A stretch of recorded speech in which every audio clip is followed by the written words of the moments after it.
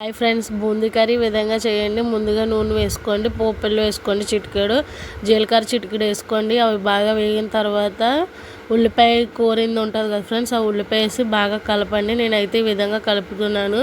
So మీలో ఎంతమందికి curries మంచిగా చేస్తారో వాళ్ళు కామెంట్ చేయండి ఫ్రెండ్స్. సో నేను ఇట్లా కలిపిన తర్వాత ముందుగానే బూందీ తీసుకున్నాను. ఇంత అయితే సరిపడినంత తీసుకున్నాను చూడండి ఫ్రెండ్స్. ముందుగా బూందీ సిద్ధం చేసుకోండి. తర్వాత అల్లం వెల్లుల్లి పేస్ట్ అందులో సగం వేయండి ఫ్రెండ్స్. అల్లం వెల్లుల్లి పేస్ట్ వేసి బాగా కలపండి. తగినంత వేసుకోండి, లేదా ఘాట్ అనేది ఎక్కువైపోతుంది.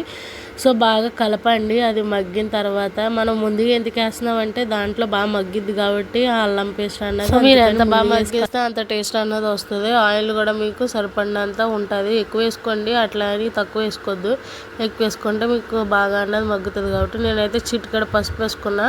చిటికెడు పసుపు వేసుకుని బాగా కలపండి ఫ్రెండ్స్. బాగా కలిపితే మీకు ఈ విధంగా వస్తుంది. పసుపు అంటే టేస్ట్ కోసం వేస్తాము.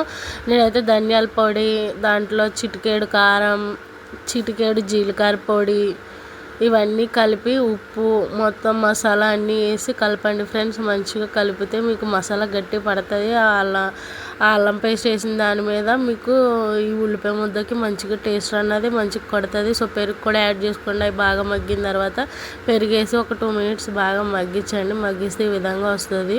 తర్వాత అందులో నీళ్ళు కూడా పోసుకోండి.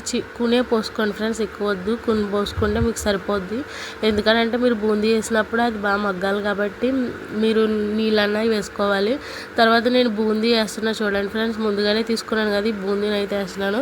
సో ఈ బూందీ వేసి మంచిగా కలపండి. నాకైతే మస్తు లెవెల్లో ఉంది కర్రీ. అయితే మీకు కూడా మస్తు లెవెల్లో ఉంటుంది. మీరు టేస్ట్ అన్నది చూడండి. సో నన్ను కామెంట్ చేయండి ఫ్రెండ్స్. ఏమన్నా మీకు తెలియకపోతే కామెంట్స్ చేయండి, నన్ను సపోర్ట్ చేయండి.